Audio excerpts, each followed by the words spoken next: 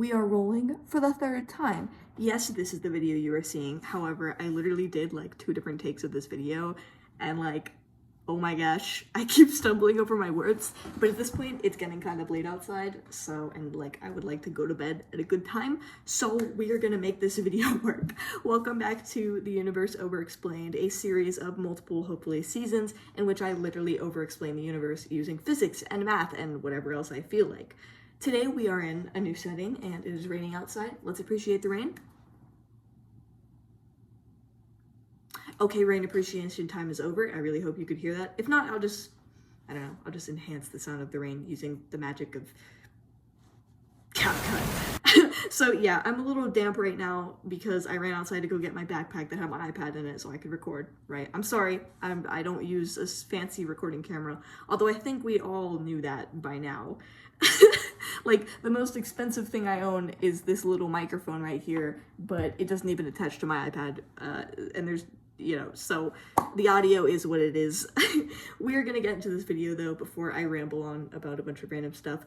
Today, to start our series, educational portion about mechanics, that's what season 1 is, we're gonna talk about the difference between scalar and vectors. Vectors are, and scalars are quantities. They are amounts of something. So I have 2 blue boots here. I have a lot of random trinkets. We're gonna figure that out very quickly. I have 2 little tiny boots that my fingers can fit into here. This is the quantity amount of little tiny shoes that I have. And both scalars and vectors are quantity. The difference is scalars are objective and vectors are relative.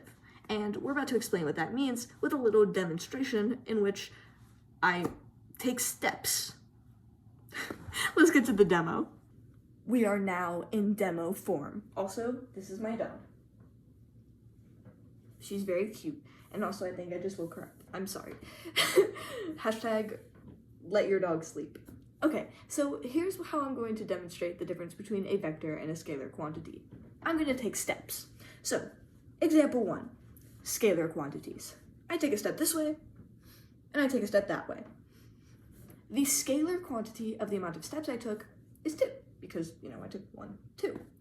But now let's do it with the second time, the vector example. So I take a step with my wonderful dinosaur sweater. I take another step. Guess how many steps in vector quantity I took? 0. Wait a minute. That doesn't make any sense. I still took 2 steps. Notice the difference, though, in what I said. I did the exact same thing, but I got a different answer, which must mean we're dealing with 2 different meanings here. A word, or words, I guess, that seem similar, but they really aren't. And that's something that you're going to encounter a lot in physics. Things you thought you knew the definitions of, or you thought you understood, are going to get turned on their head. That's just what happens. But this will become very intuitive. So the scalar quantity, you notice, is just the objective quantity. I took 2 total steps.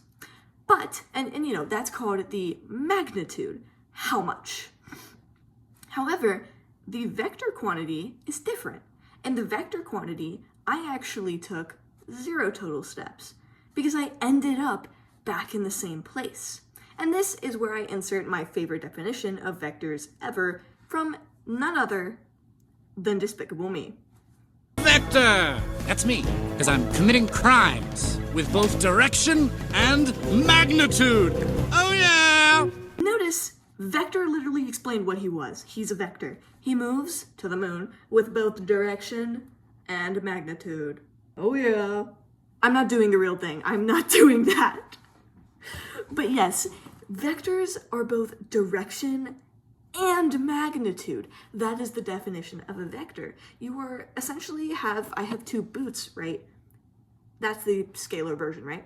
Or I have 2 blue boots. We're still talking about 2 boots, but now I've added specifics. In the case of physics, vectors have the specific is direction. And, there are lots of different kinds of examples of this. It's not just steps, right? Speed and velocity are great examples of this. Speed is a scalar quantity. I moved 10 meters per second. The vector version of that would be I moved 10 meters per second north, south, east, and or west. Now, It would be great if I could actually move 10 meters per second. That'd be freaking incredible. But yeah, that's the difference between a scalar and a vector quantity. Scalar quantities are objective and vector quantities are relative, and that is a really important difference you need to be able to make, because there are so many different kinds of quantities. Mass, for example, is a scalar quantity. I weigh a certain amount. Or no, whoa, cut there. I make mistakes too. Mass is not weight, those are two different things. Mass, I have a certain amount of mass. Not weight, mass. Weight is mass times gravity, by the way. My bad. So I have a certain amount of mass. That is a scalar quantity. But force, one of the most important things in all of mechanics, is a vector quantity, because force is mass times acceleration. And we'll talk more about that. But to kind of summarize, acceleration is the vector part of that. I can accelerate in the negative direction, which is different from decelerating, by the way. In physics, we usually don't say decelerating because it kind of gets confusing. I can start still and speed walk backwards, and I can get faster, but I'm technically accelerating in the negative direction. So just so you know, PSA, accelerating in the negative direction can mean slowing down, but it could also just mean accelerating in what we deemed as the negative direction. Regardless, acceleration can be in positive and negative directions, and that's why force itself is a vector quantity, because it's a scalar quantity multiplied by a vector one, which inherently makes it a vector quantity. So I hope you enjoyed my ramblings. I'm very happy I could get through this by the third take and not like the fifth one and go insane. Thank you all for watching. I hope this was, educational for you. We're gonna dive into some math here real soon, so just make sure you understand the very basic concepts: scalar, objective, vector, relative, and, if you ever forget, just remember. Oh yeah! And now for some footage of my beautiful dog. You're so cute. Your pet you. Why am I so zoomed in? Oh my gosh. I'm like zoomed in on your face. You're so cute. You're so cute. Oh.